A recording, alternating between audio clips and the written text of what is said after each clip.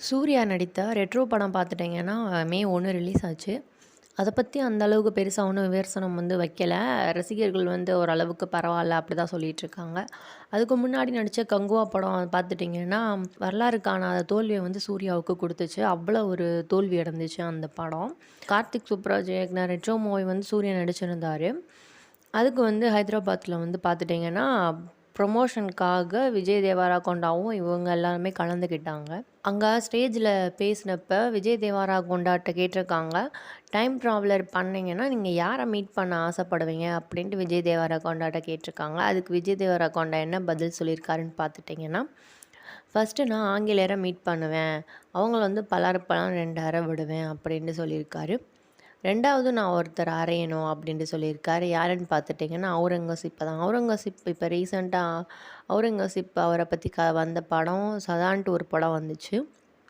அந்த படத்த பார்த்துட்டு அவர் மேல எனக்கு அவ்வளோ கோவமா இருக்கு அப்படின்ட்டு சொல்லியிருக்காரு. அது மட்டும் இல்லாம மகாராஷ்டிரா மாநிலத்தில கல்லறைய இடிக்கணும் அப்படின்ட்டு ஒரு போராட்டம், கலவரம்லாம் நடந்துச்சு. இப்ப நடந்துட்டுருக்கப்ப இவருமே இத பத்தி பேசியிருக்காரு. அடுத்து பார்த்துட்டிங்கன்னா, யார் கூடலாம் உங்களுக்கு நடிக்க ஆசை அப்படின்ட்டு கேட்டிருக்காங்க. அதுக்கு சொல்லியிருக்காரு விஜய் தேவரகொண்டா, சிம்ரன், சோனாலி, இன்னொருத்தவங்க ஜோதிகா கூடயே நடிக்கணும்னு ஆசை. ஆனா இப்போ அவங்களோட சூர்யாவோட மனைவியா இருக்காங்க. அந்த மாதிரி சொல்லியிருக்காங்க.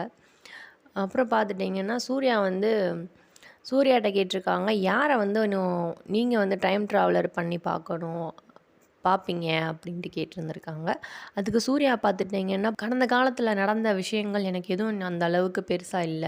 அதனால எனக்கு யாரையும் ஞாபகம் இல்ல. அதனால அப்படி யாரையும் சந்திக்கணும்னு அவசியம் இல்ல அப்படின்ட்டு சொல்லியிருக்காரு. விஜய் தேவரகொண்டா பார்த்துட்டிங்கன்னா, இன்னொன்னும் சொல்லியிருக்காரு. இந்த பெல்காம்ல நடந்த தாக்குதல பத்தி பேசியிருக்காரு. அங்க காஷ்மீர் நமக்கு சொந்தமானது. இத பாகிஸ்தானிகளுக்கு விடக்கூடாது. போராட்டம் கண்டிப்பா போர் நடக்கணும் இந்த மாதிரி பேசியிருக்காரு. விஜய் தேவரகொண்டா இந்த மாதிரி பேசையில சூர்யாவோட முகம் ரொம்பவே வாடி இருந்தும், அவர் ரொம்பவே இறுக்கமா இருந்தாரு அப்படின்ட்டும், விஜய் தேவரகொண்டா பேசுகிற ஒவ்வொரு வார்த்தைக்குமே அவர் ஹாப்பியா இல்ல அப்படின்ட்டு ரசிகர்கள் மத்தியில இப்போ வைரலா பரவிட்டுருக்கு இந்த வீடியோ.